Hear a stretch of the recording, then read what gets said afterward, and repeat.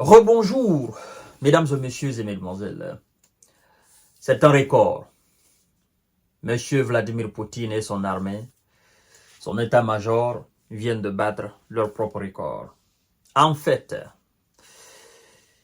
je dois vous informer que la situation conflictuelle qui oppose l'Occident à la Russie, cette situation n'est pas prête encore à prendre fin. Vu les actions et les réactions de part et d'autre, je peux vous dire qu'on est encore très loin de la fin de cette situation. Parce que les acteurs se donnent encore plus de moyens.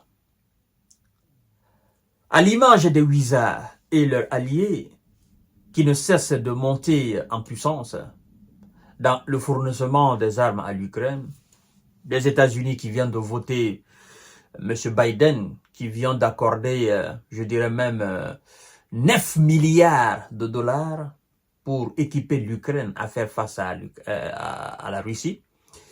Et l'OTAN qui annonce encore quelques trentaines ou quarantaines de milliards d'euros pour l'achat des armes, je peux dire comme ça, et fournir à l'Ukraine. Force est d'accepter que la situation n'est pas encore prête à finir.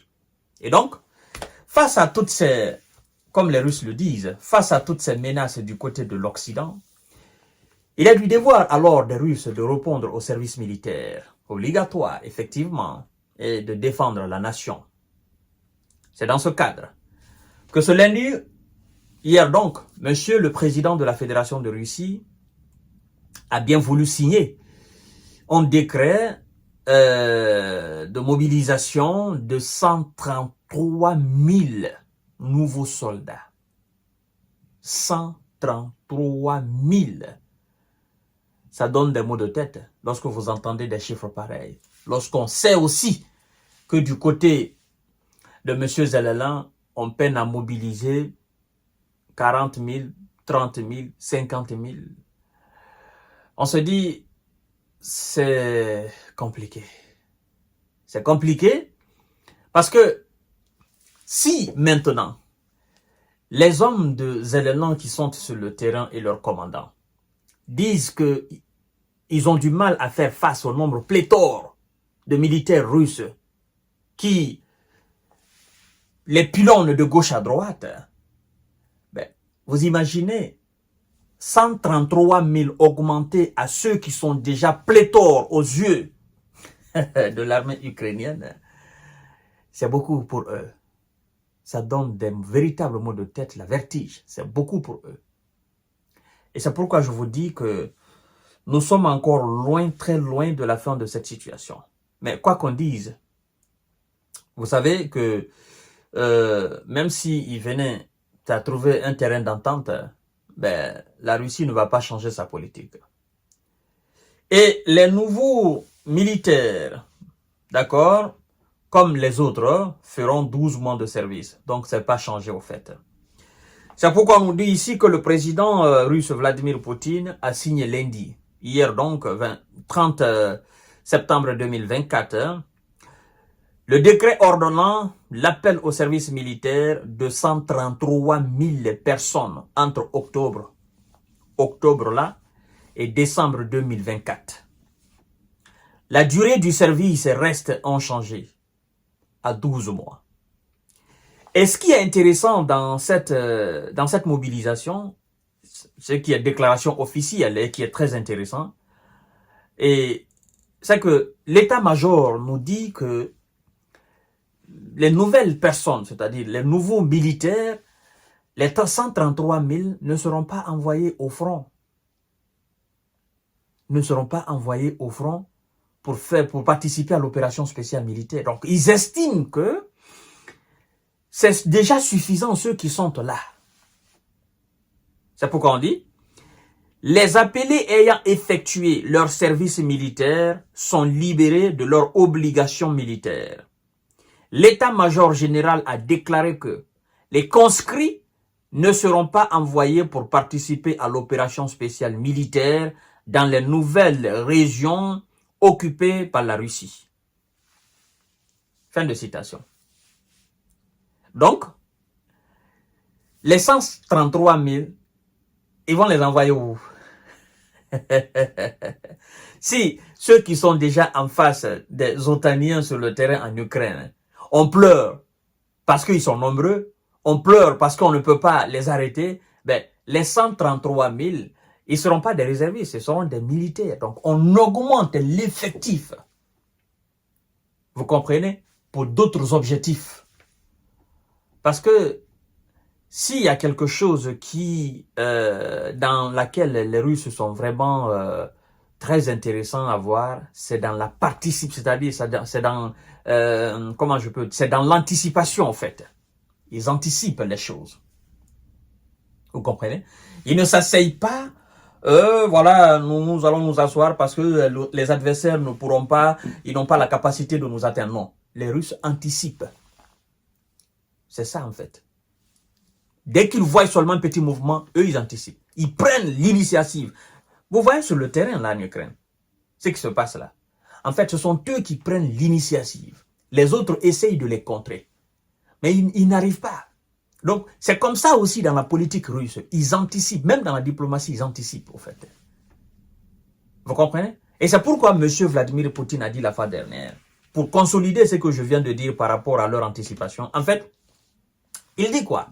Il dit, lorsque les services de renseignement auront des preuves concrètes d'un lancement, n'est-ce pas, ou d'une attaque massive contre le territoire russe, à travers les armes occidentales, des missiles de longue portée, des avions, les F-16, les drones de tout type et d'autres appareils encore stratégiques, il dit, lorsqu'ils auront l'information, nous allons agir automatiquement. Vous comprenez? C'est-à-dire quoi? On ne va pas s'asseoir qu'ils viennent nous attaquer, non. Mais à partir du moment où nous aurons l'information qu'ils ont vraiment pris la décision et qu'ils sont en route, quand je dis en route, c'est pas qu'ils sont maintenant dans le ciel ou non, non, non, non, ça sera trop tard. Donc, lorsque nous avons l'information sur le jour, vous comprenez, l'heure de l'attaque et que tout est déjà préparé, il n'y a plus rien qui peut les arrêter, c'est déjà cadré, c'est fini pour les attaques massives contre la Russie. Nous n'allons pas les attendre, nous allons anticiper. C'est là que nous allons frapper. C'est pourquoi s'il y a quelque chose dans laquelle les Russes sont vraiment intéressants, c'est dans l'anticipation au fait. Ils ne s'asseyent pas pour dire non, non. Eux, c'est ce qui s'est passé en Ukraine, non? Ils ont vu quelque chose qui se tramait sur le territoire ukrainien. Ils ont compris que ce pays était en quelque sorte pris en otage par le visa. Et que tout était... Voilà, ils avaient commencé déjà à remplir ce pays avec des appareils, machin, machin, machin. Ils ont dit, bon, écoutez, ils sont allés. Et donc, ça a surpris les Visa et leurs alliés, le fait que M. Vladimir Poutine ait envoyé des militaires sur le territoire en Ukraine. Ça les a surpris. Ils s'attendaient à tout sauf ça. Donc, ça les a pris au dépourvu, au fait. Quand ils ont vu cette colonne, n'est-ce pas, de matériel militaire et de véhicules, plus de 60 km, ils étaient dépassés. Et, croyez-moi, ce n'était même pas les entières, ou les, si vous voulez, oui, les un quart, n'est-ce pas, de l'effectif de l'armée russe. Encore moins les un tiers du matériel militaire russe. Donc, eux-mêmes, ils étaient ébahis. Donc, il a vraiment fait. Il a vraiment fait parce que vous étiez dans une autre procédure. Et donc, lui, il a pris le devant. Et on voit aujourd'hui les résultats, mesdames et messieurs. Donc, c'est vraiment compliqué. 133 000 qui seront dans l'armée, mais qui ne seront pas envoyés sur le terrain en Ukraine, parce que ceux qui sont déjà là, c'est suffisant. Et donc, monsieur est en train de... je sais pas. Je me dis, il est en train de faire une transition, au fait. Il est en train de préparer la relève de l'armée. C'est-à-dire, ceux qui sont déjà là, oui, c'est vrai, machin, ils sont là, machin, machin. Mais il faut préparer la relève. Et je crois bien, en fin 2024, là, parce qu'il a dit octobre et décembre 2024, si la situation ne change pas, d'ici 2026, il y aura encore d'autres recrutements. Il y aura encore l'augmentation de moyens. Et c'est ça. C'est-à-dire que ça monte en puissance. On est parti de petit à petit jusqu'à on atteint ce niveau-là aujourd'hui. Et donc, d'ici 2026, parce que les Otaniens sont en train de se préparer pour jusqu'en 2030. Ils disent non, nous allons tout tenir. Il y a même des projets à long terme jusqu'en 2030. Donc, M. Vladimir Poutine qui a aussi les moyens et qui accepte aussi de se donner les moyens. Évidemment, le peuple russe partage son avis. Et donc, lui aussi se prépare. Et je dois vous dire quelque chose, parce que ça, c'est l'inquiétude de bon nombre d'entre vous. En fait, même si, je le place dans le conditionnel, même si une mort naturelle venait à envoyer M. Vladimir Poutine au repos éternel, vous devez savoir que Poutine est dans un système. Et c'est ce système-là qui gouverne la Russie. Donc, ça ne va absolument rien changer dans la donne. Et je dois vous dire encore que M. Vladimir Poutine, lui, il est encore vraiment très humain. Il réfléchit encore beaucoup. Il y a des gens aux alentours de ce monsieur. Il y a des gens, si c'était eux à la tête de la Russie, il y a longtemps on aurait fini la question ukrainienne. Il y a longtemps la question ukrainienne serait déjà close. Ah oui, évidemment. Mais je crois que M. Zelensky doit beaucoup remercier Dieu pour dire oui, ça a trouvé Vladimir Poutine à la tête. Sinon, si ça avait trouvé d'autres qui sont aujourd'hui, qui sont remontés même contre Poutine, qui veulent que cette question soit une fois pour toutes réglée et qu'on n'en parle plus, si c'était eux à la tête de la Russie, on allait assister à une autre bataille là. Ça c'est clair et net. Et donc, ça ne changera absolument rien, même si le monsieur venait à partir au repos éternel, ça ne changera absolument rien. La Russie ne va pas retirer ses militaires, la Russie ne quittera jamais sur ces territoires-là, comme ça, là, parce qu'elle a compris que si elle reparte maintenant, là, non, c'est terminé pour elle.